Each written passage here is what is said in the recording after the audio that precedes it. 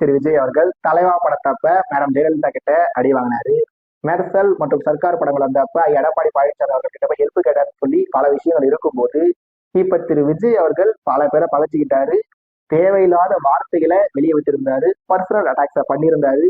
எதுக்கு இது? தாங்கிட்ட கொள்கை இல்லைன்னு தெரியும், கோட்பாடு இல்லைன்னு தெரியும், சரியான திட்டங்கள் இல்லைன்னு தெரியும், நாம் ஒரு உழைப்பாளி இல்லைன்னு கூட திரு விஜய் அவர்களுக்கு நல்லாவே தெரியும். அப்படி இருக்கும்போது அவர் திமுக, அதிமுக, பாஜகன்னு சொல்லி பல பேரை பகைச்சிட்டு இருக்காரு. இப்ப இருக்க ஒரே ஒரு கேள்வி என்னன்னா, அதிமுக ஆட்சிக்கு வந்தா திரு விஜய் அவர்களுக்கு அடி கம்மியா வருமா, இல்ல திமுக ஆட்சிக்கு வந்தா திரு விஜய் அவர்களுக்கு அடி கம்மியாகுமான்றதுதான். இந்த பாஸ் என்ற பாஸ்கரன் படத்துல சந்தானம் அவர்கள் அடிக்கிறதுக்காக ஃபர்ஸ்ட் வந்து விஜய் ரசிகர் வந்து அடிச்சிட்டு இருப்பாங்க. அவர் வந்து என்ன சொல்லுவாருன்னா, ரொம்ப மோசமானவங்க அப்படின்னு உடனே நாங்க அதை விட மோசமானவங்க அப்படின்னு சொல்லி அஜித் ரசிகர்கள் கூட்டு போய் அடிப்பாங்க. அந்த மாதிரிதான் இப்ப விஜய் அவர்களை இப்படி அடிக்கலாமா, விஜய் அவர்களை அப்படி அடிக்கலாமான்னு சொல்லி திமுகவை சேர்ந்தவங்களும் அதிமுகவை சேர்ந்தவங்களும் ஏற்கனவே லிஸ்ட் போட்டு எழுத தொடங்கியிருந்தா ஒரு தகவல் வந்திருக்கான்னு தெரியல. நான் என்ன சொல்றேன் அந்த பாயிண்ட். இதை பத்தி பேசும்போது ஒரு சிலர் என்ன சொல்றாங்கன்னா, திமுக ஆட்சிக்கு வரதுதான் திரு விஜய் அவர்கள் நல்லது. ஏன்னா திரு கமல்ஹாசன் அவர்கள் டிவி பெட்டி எல்லாம் போட்டு உடைச்சாரு. அவரையே திமுக என்ன பண்ணாங்க, பழி வாங்காம அவரை பத்திரமா பார்த்துக்கிட்டு தங்க கூடவே வச்சுக்கிட்டாங்க. அதனால திமுக ஆட்சிக்கு வந்தா திரு விஜய் அவர்களை பட்டும் படாம டீல் பண்ணி அவரையும் அவங்க கூட சேர்த்துப்பாங்க அப்படின்ற மாதிரி ஒரு சிலர் சொல்றாங்க. ஆனா இன்னொரு பக்கம் ஒருவேளை ஐயா எடப்பாடி பழனிசாமி அவர்கள் மட்டும் மறுபடியும் ஆட்சிக்கு வந்துட்டான்னு வச்சுங்க, திரு விஜய் அவர்கள் இத்தனை நாள் தம்முடைய வந்தார் அமைதியா இருந்திருக்க இல்லையா, கடைசி கூட்டத்துல போயிட்டு தில்லு இருந்தா எடப்பாடியை விட்டு வெளியே வந்து சொன்னாரு பாத்தீங்களா, அந்த பாயிண்ட் எடப்பாடி பழனிசாமி அவரோட மைண்ட்ல போய் ஸ்ட்ராங்கா உட்காந்துருச்சு.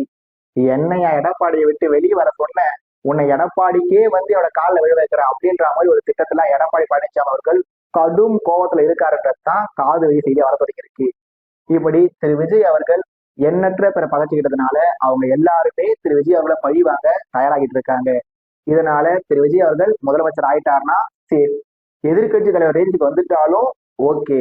அப்படி இல்லாத பட்சத்துல திரு விஜய் அவர்கள் இப்பவே ஏதோ ஒரு நாட்டுக்கு விசா வாங்கிட்டு ஒரு வருஷமோ இல்ல 2 வருஷமோ அவங்க ரெஸ்ட் எடுத்துட்டு வந்து அதன் பிறகு தமிழ்நாட்டுக்குள்ள வந்து சினிமாவில் நடிக்கலாமா இல்ல அரசியலே கண்டினியூ பண்ணலாமா அப்படின்ற முடிவு எடுத்தாதான் நல்லா இருக்குன்றது என்னோட ஒரு சின்ன அட்வைஸ். ஏங்க எங்க தளபதி யாரு தெரியுமா, அவர் கால்வாய் இல்லைங்க காட்டாரு, அந்த ஏரியா இந்த ஏரியா அந்த இடம் இந்த இடம் சொல்லி எல்லா இடத்துலயும் எங்க தளபதி கில்லிங்க.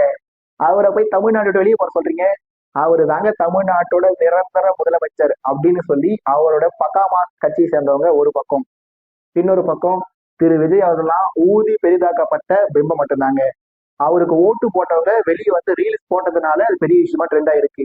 மற்ற கட்சிக்கு ஓட்டு போட்டவங்க ரீல்ஸ் போடல, ஷார்ட்ஸ் போடல, அதை சோசியல் மீடியாவில் அப்லோட் பண்ணல அப்படின்னு சொல்லி பல தகவல் வந்துட்டு இருக்கு.